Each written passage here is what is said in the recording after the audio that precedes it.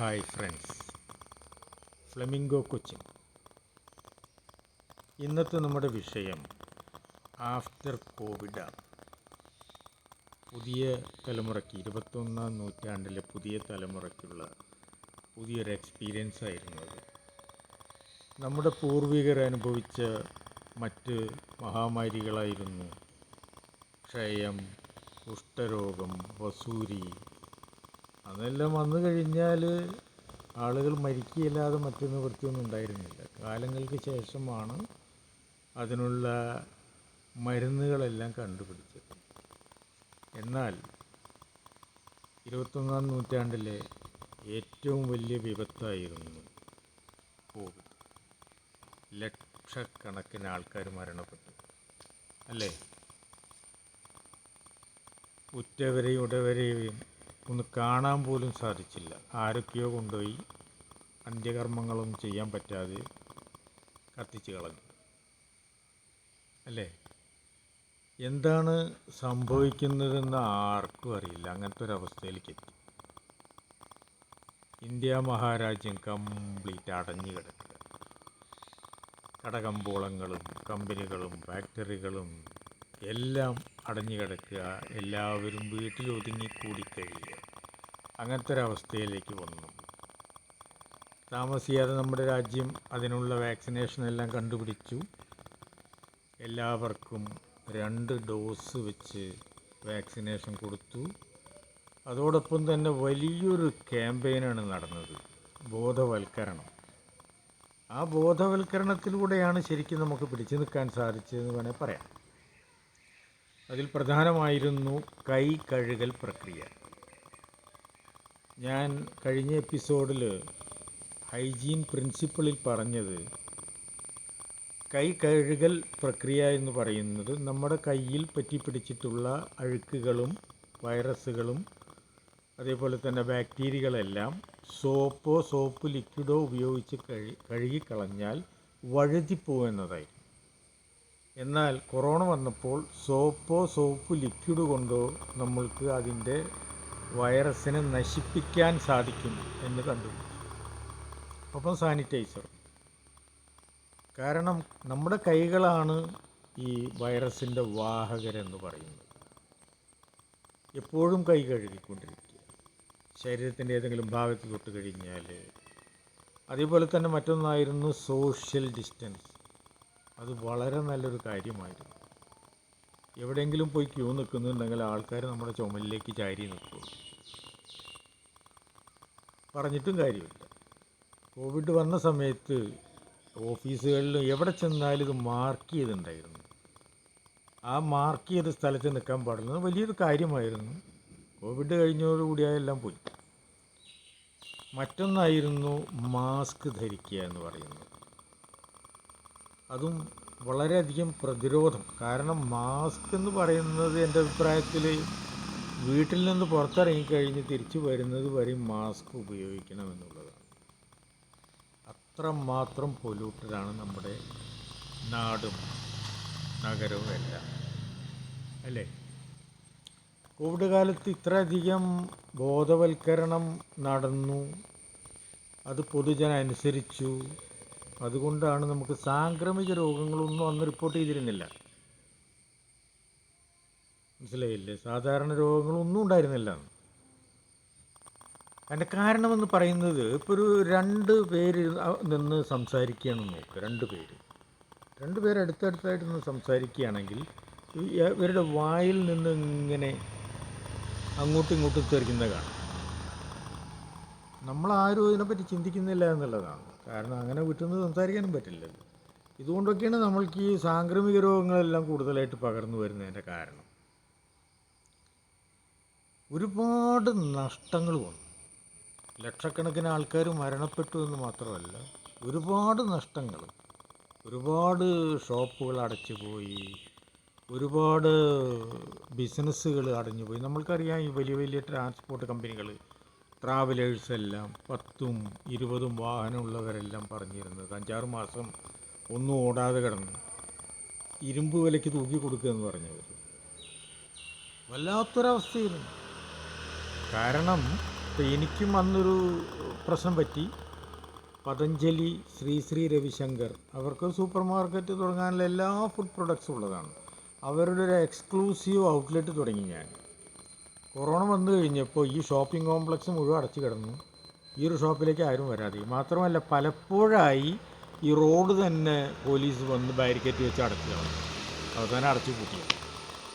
അങ്ങനെ എത്രയോ സ്ഥാപനങ്ങൾ കോവിഡിന് ശേഷം അത് ഒരുപാട് ഷോപ്പുകളൊന്നും ശരിക്കും പറഞ്ഞാൽ വർക്ക് ചെയ്യാതെ ഇപ്പോഴാണ് ശരിക്കൊരു അനക്കം വെച്ച് തുടങ്ങിയതെന്ന് വേണമെങ്കിൽ പറയാം. ഒരുപാട് എന്തുമാത്രം ആളുകൾ മരണപ്പെട്ടു പോയി. നമ്മുടെ ഉറ്റവരും ഉടയവരും എല്ലാവരും മരണപ്പെട്ടു പോയി. അന്ന് എൻ്റെ വീട്ടിൽ ഒരു ചരിത്ര സംഭവം ഉണ്ടായി. ഗുരുവായൂർ ക്ഷേത്രത്തിൽ ഈ രണ്ടാം കോവിഡ് തുടങ്ങുന്ന അന്നായിരുന്നു എൻ്റെ മകളുടെ വിവാഹം നിശ്ചയിച്ചിരുന്നത്. എനിക്ക് 3 പെൺകുട്ടികളായിരുന്നു. മൂന്നാമത്തെ ആളുടെ വിവാഹം നടക്കേണ്ടത് 3ാമത്തെ കോവിഡിൻ്റെ ദിവസമായി. തലേ ദിവസം ഞങ്ങളെല്ലാവരും ഗുരുവായൂരെത്തി. പാഞ്ചജന്യം റെസ്റ്റ് ഹൗസിൽ 4 റൂം ബുക്ക് ചെയ്തിരുന്നു. ഞങ്ങൾക്ക് 3, ഒരു മേക്കപ്പ് ആർട്ടിസ്റ്റുകൾക്ക് ഒരു റൂം ബുക്ക് ചെയ്തു. അപ്പോൾ അവർ പറഞ്ഞു ദേവസ്വത്തിൻ്റെ അറിയിപ്പൊന്നും വന്നിട്ടില്ല, എപ്പോഴാണ് അടച്ചു പൂട്ടുകയെന്നൊന്നും പറയാൻ പറ്റില്ല എന്ന് പറഞ്ഞു. ഞങ്ങൾ പറഞ്ഞു അത് സാരമില്ല, നമുക്ക് നോക്കാം. അങ്ങനെ രാത്രിയൊന്നും യാതൊരു കുഴപ്പമില്ല. ഞങ്ങളെല്ലാവരും ക്ഷേത്രത്തിലെല്ലാം പോയി. പുലർച്ചെ വന്ന് വരൻ്റെ വീട്ടുകാർ ഗുരുവായൂരാണ്. അപ്പോൾ അവർ ഭക്ഷണമായിട്ട് വന്നു, ബ്രേക്ക്ഫാസ്റ്റായിട്ട് വന്നു. വന്ന സമയത്ത് അവർ പറഞ്ഞു ലോക്ക്ഡൗൺ പ്രഖ്യാപിച്ചു, എല്ലാം അടഞ്ഞു കിടക്കുക എന്ന് പറഞ്ഞു. ഉടനെ തന്നെ ഞാൻ പുറത്തിറങ്ങി. ഈ പാഞ്ചജന്യ റെസ്റ്റ് ഹൗസിൻ്റെ അവിടെ നിന്ന് അമ്പലത്തിൻ്റെ അവിടെ നോക്കുമ്പോൾ അങ്ങോട്ട് പോകുമ്പോൾ അവിടെ ബാരിക്കേറ്റ് വെച്ച് അടച്ചിരിക്കുകയാണ്. എല്ലാ സ്ഥലത്തും ഒരാൾ പോലും ആ ക്ഷേത്ര പരിസരത്തില്ല, പോലീസ് ഒഴികെ. എന്താണ് ചെയ്യുകയെന്നറിയാതെ ഒരു വിഷമത്തിന് നിൽക്കുന്ന സമയത്താണ് ഗുരുവായൂർ മുനിസിപ്പാലിറ്റി ചെയർമാനും ഗുരുവായൂർ മുനിസിപ്പാലിറ്റിയുടെ മുൻ കൗൺസിലറാണ് വരൻ്റെ ചേട്ടൻ. ഇവർ 2 പേരും കൂടി വന്നു. പറഞ്ഞു ഇങ്ങനെ നടത്താൻ ഒരു നിവൃത്തിയില്ല എന്ന് പറഞ്ഞു. അപ്പം ഞാൻ പറഞ്ഞു നമുക്ക് ആ ക്ഷേത്രത്തിൻ്റെ മുൻഭാഗത്ത് വെച്ച് ജസ്റ്റ് താലിയിടലും മാലയിടലും കഴിച്ച് അവസാനിപ്പിച്ചാലോ എന്ന് ചോദിച്ചു. അയ്യോ അതിനൊന്നും സമ്മതിക്കില്ലാണ്, പോലീസ് ആ പ്രദേശത്തേക്കേ പോകാൻ സമ്മതിക്കുന്നില്ല എന്ന് പറഞ്ഞു. അപ്പോൾ ഈ ചെയർപേഴ്സൺ എന്നോട് ചോദിച്ചു, ഈ മഞ്ജുളാലിൻ്റെ ഐതിഹ്യം കേട്ടിട്ടുണ്ടോ എന്ന് ചോദിച്ചു. ഞാൻ പറഞ്ഞു കേട്ടിട്ടുണ്ടെന്ന് പറഞ്ഞു. അവിടെ വെച്ച് വിവാഹം നടത്തിയാലോ എന്ന് ചോദിച്ചു. ഞാൻ സത്യത്തിൽ അപ്പോഴാണ് ലഡ്ഡു പൊട്ടിയത്. ഞാൻ പറഞ്ഞു എനിക്ക് വിരോധമൊന്നുമില്ല. ഞാൻ എൻ്റെ ഭാര്യയോടും മക്കളോടും ചോദിച്ചു. അവർ പറഞ്ഞു അവർക്ക് സമ്മതമാണെന്ന് പറഞ്ഞു. വരൻ്റെ വീട്ടുകാരോട് ചോദിച്ചു, അവരും അവർക്ക് സമ്മതമാണെന്ന് പറഞ്ഞു. അപ്പോൾ ചെയർപേഴ്സനോട് പറഞ്ഞു എല്ലാവരും കൂടി അങ്ങോട്ട് വരണ്ട, ആദ്യം അച്ഛനും അമ്മയും വധുവും കൂടി അങ്ങോട്ട് വരട്ടെ, എന്നിട്ട് പിന്നെ അവിടെ നിന്ന് വിളിച്ച് പറയാമെന്ന് പറഞ്ഞു. അപ്പോൾ ഞങ്ങൾ ആദ്യം 3 പേരെ അവിടെ ചെന്നു. പ്രശ്നങ്ങളൊന്നും ഇല്ലയെന്ന് കണ്ടപ്പോൾ ബാക്കിയുള്ളതെന്ന് പറഞ്ഞാൽ ആകെ 5-6 പേരേ ഉള്ളൂ. എൻ്റെ മൂത്ത 2 മക്കളും ഒരാളുടെ ഹസ്ബൻഡും കുട്ടികളും മാത്രമേ ഉള്ളൂ, 2 മേക്കപ്പ് ആർട്ടിസ്റ്റുകൾ.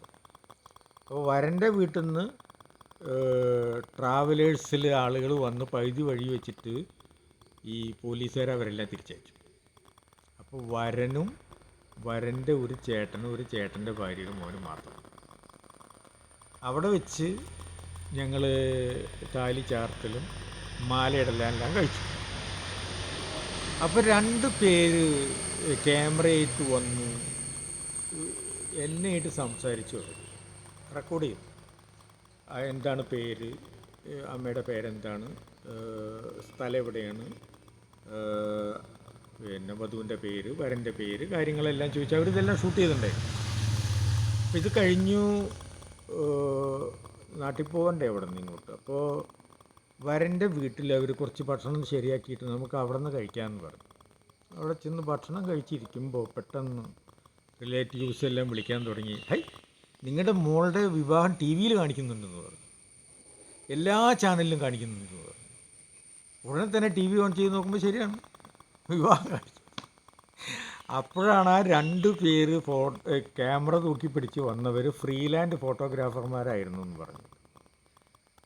വിവാഹം കഴിഞ്ഞ് ഞങ്ങൾ നാട്ടിൽ തിരിച്ചെത്തി. പിറ്റേ ദിവസം കാലത്ത് ചായ കുടിക്കാൻ പുറത്ത് വന്നിരുന്നു.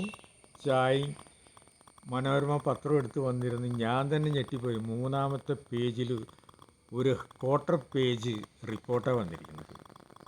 എല്ലാ പേപ്പറിലും ഒരു 29ഓളം ന്യൂസ് പേപ്പറിൽ വന്നിരിക്കുന്നു. പല പത്രത്തിലും പലതരത്തിലുള്ള റിപ്പോർട്ടായിരുന്നു. മാധ്യമത്തിൽ എഴുതിയതാണ്, ഗുരുവായൂർ ക്ഷേത്രം അടച്ചു, കൃഷ്ണനില്ലെങ്കിൽ എന്ത്, കുചേലൻ്റെ മുന്നിൽ വെച്ച് ദമ്പതികൾ വിവാഹിതരായി.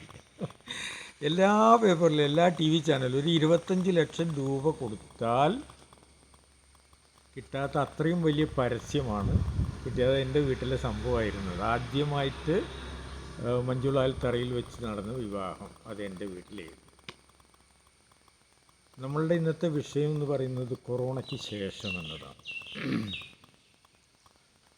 കൊറോണയ്ക്ക് ശേഷം ജനങ്ങൾ കുഴഞ്ഞു വീണ് മരിക്കും, സ്ട്രോക്ക് വരും, ശ്വാസ സംബന്ധമായ രോഗങ്ങളാൽ ജനങ്ങൾ മരിക്കും. പലരും പറയുന്നത് ഈ വാക്സിനേഷൻ്റെ സൈഡ് എഫക്റ്റാണ്, അതുകൊണ്ടുള്ള റിയാക്ഷൻ കാരണം സംഭവിച്ചതാണ്. മറ്റ് ചിലർ പറയുന്നു ശരീരം കംപ്ലീറ്റ് പ്രതിരോധ ശക്തി നഷ്ടപ്പെട്ടത് കൊണ്ടാണ് ഇത്തരത്തിലുള്ള രോഗങ്ങളെല്ലാം വരുന്നതെന്ന് പറയും. അല്ലേ, നമുക്കറിയാം ഒരുപാട് ആളുകൾ സ്ട്രോക്ക് വന്നും അല്ലേ, തളർച്ച വന്നും ശ്വാസകോശ സംബന്ധമായ രോഗങ്ങൾ വന്നും ക്യാൻസറിൻ്റെ തോത് കൂടി. ഇപ്പോൾ പലരും പറയുന്നത് എന്താണെന്ന് പറഞ്ഞാൽ ഈ കോവിഡ് വന്ന ആളുകൾക്ക് അത് ക്യാൻസറിലേക്ക് കൺവേർട്ടായി പോകുന്നു എന്നാണ് പറയുന്നത്. അറിയില്ല, അതിനെപ്പറ്റി ആധികാരികമായിട്ടൊന്നും അറിയില്ല. അപ്പോൾ എനിക്കും ഇതുപോലെ സംഭവം ഉണ്ടായി. ഞാൻ എണീറ്റ് കഴിഞ്ഞാൽ എനിക്ക് ഇയർ ബാലൻസ് തെറ്റി പോലെ നടക്കാൻ പറ്റുന്നില്ല, പിടിച്ചാൽ പോലും നടക്കാൻ പറ്റുന്നില്ല. ശ്വാസം കിട്ടാതെ ഞാൻ പുറത്തേക്ക് ഓടി, രാത്രി എനിക്ക് ശ്വാസം കിട്ടുന്നില്ല. കൈ വെച്ച് കിടന്നാൽ പിന്നെ ആ കൈ നിർത്താൻ പറ്റുന്നില്ല. അപ്പോൾ ഡോക്ടറെ കണ്ടു. ഡോക്ടർ പറഞ്ഞു ഇവിടെ നിന്ന് ഒരു ദിവസം പ്രശ്നമായിട്ട് ആംബുലൻസ് വിളിച്ച് കൊണ്ടുപോയി ഹോസ്പിറ്റലിലേക്ക്. അവിടെ നിന്ന് തീരെ വയ്യാതെയായി. സ്കാൻ ചെയ്തപ്പോൾ ഡോക്ടർ പറഞ്ഞു ഇങ്ങനെ ബ്രെയിനിൽ ചെറുതായിട്ടൊരു ബ്ലഡ് ആയിട്ടുണ്ട്, അതിൻ്റെ കുഴപ്പമൊന്നുമില്ല, കൂടുതലായി വരികയാണെങ്കിലാണ് സ്ട്രോക്കെല്ലാം ഉണ്ടാവുക. കൈയിൻ്റെയും കാലിൻ്റെയും ഈ വേദനകളെല്ലാം തന്നെ അത് പ്രമേഹത്തിൻ്റെയാണ്. അതിനുള്ള മരുന്നും കാര്യങ്ങളൊക്കെ കഴിക്കുക. അങ്ങനെ ഇരിക്കുമ്പോഴാണ് ഞാൻ എൻ്റെ മകളുടെ കുട്ടി പെട്ടെന്ന് അവളെ പിടിക്കാൻ നോക്കിയതാണ്. ഞാൻ മുട്ടുകുത്തിയ വീണതോടുകൂടി പിന്നെ എനിക്ക് നടക്കാനും പറ്റും. അങ്ങനെ 5-6 മാസം ശരിക്കും പറഞ്ഞാൽ ഇങ്ങനെ ഞൊണ്ടി നടക്കുക. അങ്ങനെ ഇരിക്കുമ്പോഴാണ് ഒരു ദിവസം ഡൽഹിയിൽ എൻ്റെ സുഹൃത്തുക്കളും ഡോക്ടേഴ്സ്, വളരെയധികം ഫ്രണ്ട്സാണ് നമ്മുടെ, അവർ ഭാര്യ, ഭർത്താവ്, കുട്ടികൾ എല്ലാവരും ഡോക്ടേഴ്സാണ്. അപ്പം ഞാൻ ഡൽഹി പോയി കഴിഞ്ഞാൽ പുറത്തൊന്നും താമസിക്കാൻ അവർ സമ്മതിക്കില്ല, അവിടെ താമസിക്കണം എന്ന് പറയും. അപ്പോൾ അവർ വിളിച്ച സമയത്ത് ഞാൻ പറഞ്ഞു എനിക്ക് തീരെ വയ്യ എന്ന് പറഞ്ഞു. അപ്പോൾ അവരെന്നോട് പറഞ്ഞു ഞങ്ങളുടെ ഒരു ഗ്രൂപ്പ് ഓഫ് ഡോക്ടേഴ്സ് ഒരു മരുന്ന് കണ്ടുപിടിച്ചിട്ടുണ്ട്, അതിനെപ്പറ്റി ഡീറ്റെയിൽ ആയിട്ട് പറഞ്ഞ് മനസ്സിലാക്കി തരും, ഞാൻ നമ്പർ തരാം, ഞാൻ വിളിച്ച് പറയാം, പുള്ളിയായിട്ട് സംസാരിക്കുമെന്ന് പറഞ്ഞു. അങ്ങനെ ഞാൻ അദ്ദേഹത്തെ വിളിച്ചു കഴിഞ്ഞപ്പോൾ അദ്ദേഹം എന്നോട് പറഞ്ഞു നമ്മുടെ ശരീരത്തിൽ ആയിരക്കണക്കിന് ഞരമ്പുകളാണ്. നമ്മുടെ ഹൃദയം സ്പന്ദിക്കുന്നതിനനുസരിച്ച് ഈ ബ്ലഡുകളങ്ങനെ ഹൈ സ്പീഡിൽ നമ്മുടെ ഈ ഞരമ്പുകളിൽ കൂടി പോകും. നമുക്ക് പ്രായമായി വരുമ്പോൾ ഈ ഞരമ്പുകൾക്ക് ക്ഷതം സംഭവിക്കുന്നു. മാത്രമല്ല താങ്കൾക്ക് ഇപ്പോൾ പ്രമേഹമുണ്ട്, പ്രമേഹമുള്ള ആളുകൾക്ക് ഈ ബ്ലഡ് വെസൽസ് എല്ലാം വീക്കായി വരും. പ്രത്യേകിച്ചും നമ്മുടെ തലച്ചോറ്, ബ്രെയിൻ, അതേപോലെ തന്നെ കണ്ണുകൾ, കിഡ്നി, ലിവർ, ശ്വാസകോശം, ഇതെല്ലാം തന്നെ. ഇപ്പോൾ ബ്രെയിനിലെല്ലാം വെയിൻ്റെ കാര്യം പറഞ്ഞാൽ നമ്മൾ ഈ മെഷീനിൽ തുന്നുന്ന നൂലിൻ്റെ അതേപോലെ ചെറിയ വെസൽസാണ്. അതേപോലെ തന്നെ കണ്ണും എല്ലാം തന്നെ. അതുപോലെ തന്നെ പുരുഷ ലിംഗം, 100 കണക്കിന് വളരെ സൂക്ഷ്മമായ ഞരമ്പുകളാണ്. ആ ഞരമ്പുകൾ കൂടി അതിപ്രസരമായിട്ടുള്ള ഈ രക്തത്തിൻ്റെ ഒഴുക്ക് വരുമ്പോഴാണ് ഉദ്ധാരണം ഉണ്ടാകുന്നത്. ഇതെല്ലാം താറുമാറാവും ഈ ബ്ലഡ് വെസൽസ് വീക്കാവുന്നതുകൊണ്ട്. അതിനുള്ളൊരു മരുന്ന് ഞങ്ങൾ കണ്ടുപിടിച്ചിട്ടുണ്ടെന്ന്. അപ്പോൾ അദ്ദേഹം പറഞ്ഞത്, ഈ ഒരു മരുന്ന് കഴിക്കാൻ തുടങ്ങിക്കഴിഞ്ഞാൽ താങ്കളുടെ ശരീരത്തിലെ എല്ലാ ഞരമ്പുകൾക്കും ഉത്തേജനമായി അത് ക്രമേണ താങ്കൾ ഒരു യുവത്വത്തിലേക്ക് വരുന്നത് പോലെ താങ്കളുടെ ശരീരം കംപ്ലീറ്റ് ആയതിലേക്ക് മാറി വരുന്നത്. അപ്പോൾ ഞാൻ ഉടനെ തന്നെ ആ സാധനം എനിക്ക് വേണമെന്ന് പറഞ്ഞ് പൈസ അയച്ചു കൊടുത്തു. സാധനം വന്നു, കഴിക്കാൻ തുടങ്ങി. ഒരു 10 ദിവസം കഴിഞ്ഞപ്പോൾ എന്നെ തന്നെ ആശ്ചര്യപ്പെടുത്തി പോയി എൻ്റെ മുട്ടുവേദനയെപ്പോയി. മുട്ടുവേദന മാത്രമല്ല, ഒരു മാസം ആയപ്പോഴേക്കും എൻ്റെ ഈ കൈകാലുകൾക്കുള്ള ഈ കഴപ്പുകൾ, തരിപ്പ്, അതുപോലെ തന്നെ ഈ ആങ്കിൾസിലുള്ള വേദന, ഇപ്പോൾ കിടന്നു കഴിഞ്ഞാൽ വേറെ കൈ കൊണ്ട് ആ കൈ പിടിച്ച് നിവർത്തണം, അങ്ങനത്തെ അവസ്ഥയിൽ അതെല്ലാം മാറിക്കിട്ടി. അപ്പോൾ ഈ ഒരു മരുന്ന് എന്തെന്നാ പറയുക, വളരെ അതിശയപ്പെട്ടൊരു മരുന്നായിരുന്നു. കടകളിലൊന്നും കിട്ടില്ല. അത് ഇംഗ്ലീഷ് മരുന്നല്ല, ഫുഡ് സപ്ലിമെൻ്റാണ്, ന്യൂട്രാസ്യൂട്ടിക്കൽസാണ്. അത്തരം മരുന്ന്, ആ മരുന്ന് നിങ്ങൾക്ക് ആർക്കെങ്കിലും വേണമെങ്കിൽ, നിങ്ങളുടെ ആർക്കെങ്കിലും വേണമെങ്കിൽ, ഇപ്പം ഇങ്ങനെയൊക്കെ സംഭവിച്ചിരിക്കുന്ന ആളുകൾക്ക് വേണമെങ്കിൽ, അതുപോലെ താങ്കൾക്ക് രോഗങ്ങളൊന്നും ഇല്ലെങ്കിലും കുറച്ച് കാലമൊക്കെ ആരോഗ്യപരമായിട്ട് ജീവിക്കണമെന്നുണ്ടെങ്കിൽ അത്തരം ആളുകൾക്കും ഈ മരുന്ന് വളരെ ഫലപ്രദമാണ്. അത് ആവശ്യമുള്ളവർ ഈ നമ്പറിൽ കോൺടാക്റ്റ് ചെയ്യും.